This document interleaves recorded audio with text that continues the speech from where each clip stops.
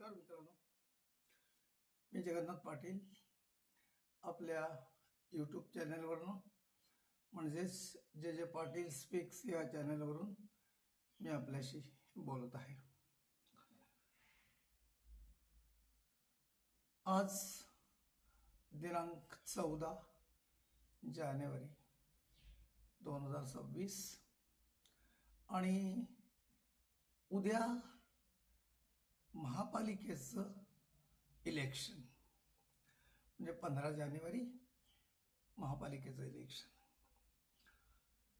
हे इलेक्शन थोडं निराळं आहे. म्हणजे बघा,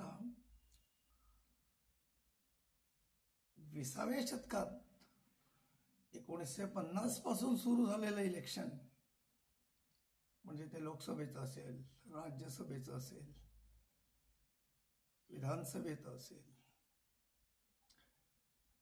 लोकल बोर्डाचं पूर्वीचं आणि 60 नंतरचं जिल्हा परिषदेचं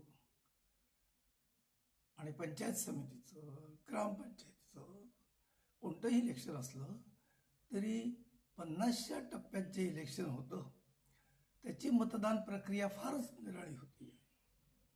म्हणजे आपण रेल्वे स्टेशनवर जे छोटंसं 1.5-2 इंचाचं तिकीट घेतो बघा, तशी मतं होती आणि उमेदवार इतक्या पेट्या ठेवलेल्या असायच्या आणि ते मत त्या पेटीत टाकलं म्हणजे त्या माणसाला, त्या पार्टीला गेलं. या वेळेपासून भ्रष्टाचार सुरू आहे बरं का. आज आपण जी हाकाटी पिटतो की पैसे वाटून मतं घेतली जातात, पण पूर्वी प्रत्यक्ष मत विकत घेतलं जायचं. म्हणजे असं की मतदान केंद्रावर गेल्यानंतर ते मत तो गुपचूप आपल्या खिशात घेऊन येत असे आणि मग बाहेर ज्या पार्टीला त्याला मत द्यायचंय, पैसे घ्यायचे, त्यांच्याकडनं तो पैसे घेऊन ते मत तो घेत असे. नंतर त्या पार्टीचा कुणी एक माणूस अशी गोळा केलेली मतं एकदम घेऊन जायचा आणि ते पेटीत टाकायचा. त्यानंतर चिन्हावर फुली करणे हा प्रकार आला आणि साधारण 50 वर्षापूर्वी म्हणजे 1970 नंतर हे चिन्ह, शाईचं चिन्ह असं चिन्ह सुरू झालं.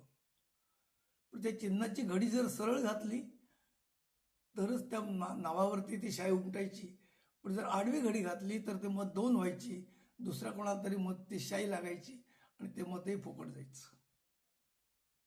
आता तर गेल्या 15 वर्षापासून निवडणुकीमध्ये झालेला बदल म्हणजे पेट्या आल्या, मशीन आली आणि बटणं दाबणे आलं. याच्यावर आक्षेप खूप झाले, कोर्टापर्यंत गेलेत, पण ते आक्षेप काही सिद्ध झाले नाहीत. आणि मागचं शतक संपलं, 20वं शतक, 21वं शतक सुरू झालं.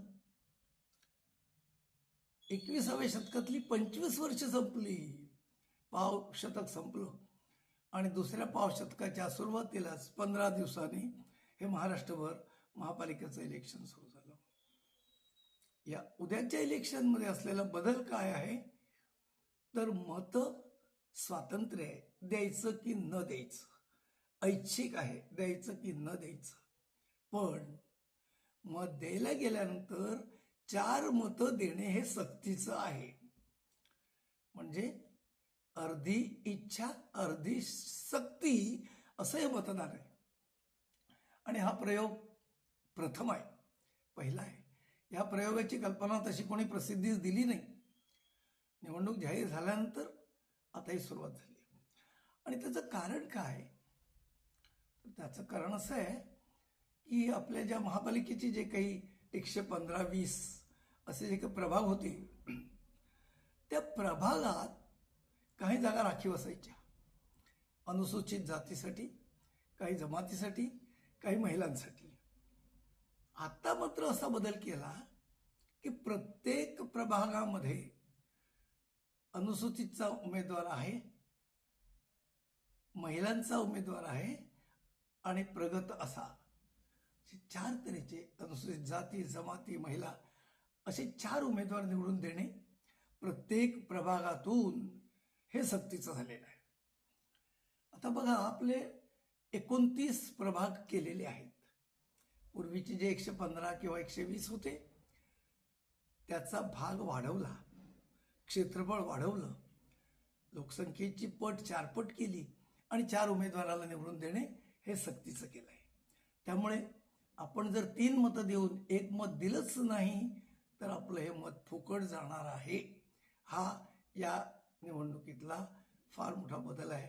तेव्हा कृपया 4 तऱ्हेचे 4 पट्टे असणारे 4 रंगाचे, प्रत्येक रंगातून एकच उमेदवार द्यायचा आहे, हे आणखीन एक वैशिष्ट्य आहे.